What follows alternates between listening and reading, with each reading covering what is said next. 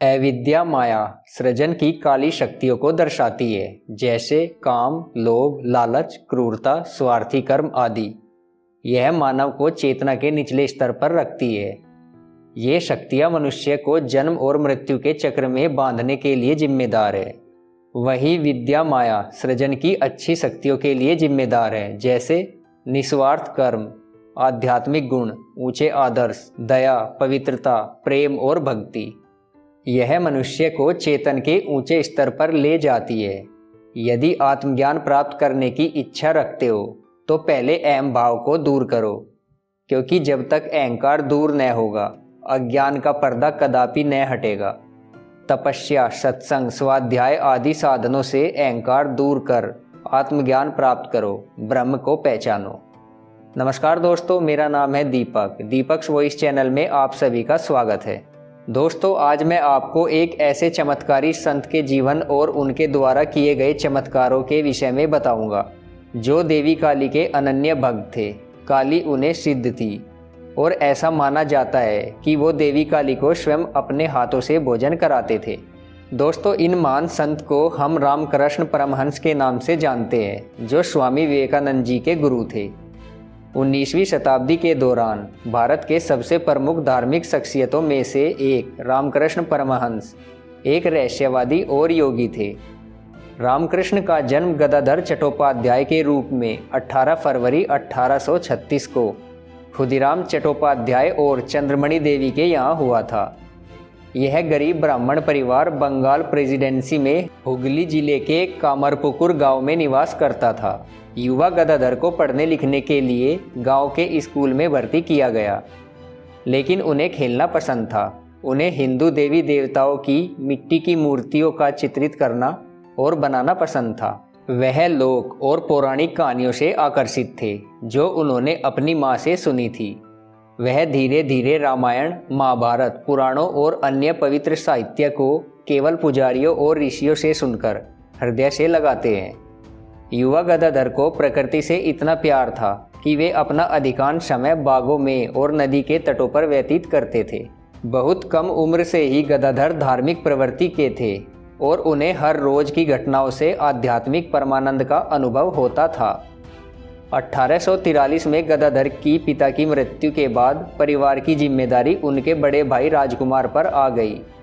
परिवार के लिए कमाने के लिए रामकुमार ने कोलकाता की ओर रुख किया और घर छोड़ दिया। गदाधर गांव में अपने परिवार की देखभाल और देवता की नियमित पूजा करने लगे, जो पहले उनके भाई द्वारा संभाला जाता था। वह गहराई से धार्मिक थे और पूजा पाठ करते थे। इस बीच उनके बड़े भाई ने कलकत्ता में संस्कृत पढ़ाने के लिए एक स्कूल खोला और विभिन्न सामाजिक धार्मिक कार्यों में एक पुजारी के रूप में कार्य किया। जब रामकृष्ण का विवाह हुआ तो उनकी आयु 30 वर्ष थी और शारदामणि मात्र 5 वर्ष की थी। जब 1855 में रामकृष्ण के बड़े भाई रामकुमार को दक्षिणेश्वर काली मंदिर के मुख्य पुजारी के रूप में नियुक्त किया गया। इस कार्य में रामकृष्ण और उनके भांजे हृदय से उनकी मदद करते थे। रामकृष्ण प्राय मां काली की मूर्ति को सजाया करते थे। कुछ समय बाद रामकृष्ण के बड़े भाई रामकुमार की मृत्यु हो गई। इसके बाद मूर्ति पूजन का कार्य रामकृष्ण ने अपने कंधों पर ले लिया और अब वे मां काली से अलग अलग तरह के प्रश्न करने लगते। आज दर्शन दे दो मां, आज दर्शन नहीं दोगी तो आज का दिन व्यर्थ चला जाएगा। कभी कभी मां काली की भक्ति में इतना डूब जाया करते थे कि अगर घंटी बजाने लगते थे तो बस घंटी ही बजाते रहते और कभी रोने लग जाते तो रोते ही रहते। इस स्थिति के कारण उन्हें मूर्ति पूजा त्यागनी पड़ी। इसके बाद रामकृष्ण ने 12 वर्ष की कठोर तपस्या की। उन्होंने खाना पीना सब कुछ छोड़ दिया। स्वामी जी का भतीजा कभी कभी उन्हें जबरन भोजन करा जाता था। इस कठोर तपस्या के बाद उन्होंने अद्भुत शांति प्राप्त की। 18 साल की उम्र में शारदामणि दक्षिणेश्वर में अपने पति के साथ जुड़ गई। रामकृष्ण ने उन्हें दिव्य माँ के अवतार के रूप में घोषित किया और देवी काली की सीट पर उनके साथ षोडशी पूजा की। वह अपने पति के दर्शन की एक उत्साही अनुयायी थी और बहुत आसानी से अपने शिष्यों के लिए माँ की भूमिका निभाती थी। रामकृष्ण परमहंस संत तोतापुरी को अपना गुरु मानते थे, परंतु तोतापुरी उन्हें अपना मित्र मानते थे। रामकृष्ण ने अद्वैत वेदांत की शिक्षा और तत्व की सिद्धि संत तोतापुरी से प्राप्त की थी। महाराज तोतापुरी अपनी एक बात रामकृष्ण को बता रहे थे। एक दिन उनकी धुनी से किसी ने चिलम भर ली तो तोतापुरी ने उस व्यक्ति पर बहुत क्रोध किया। तब रामकृष्ण ने उनसे विनम्रतापूर्वक पूछा कि क्या इंसान और अग्नि इस ब्रह्म से भिन्न वस्तु है। तब तोतापुरी उनकी बात को समझ चुके थे और उन्होंने कहा कि वह एक ही चीज़ है।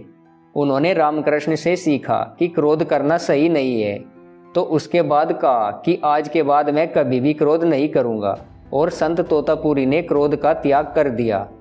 रामकृष्ण परमहंस की कठोर साधना और आध्यात्मिक अभ्यासों का दूर दूर तक प्रचार होने लगा।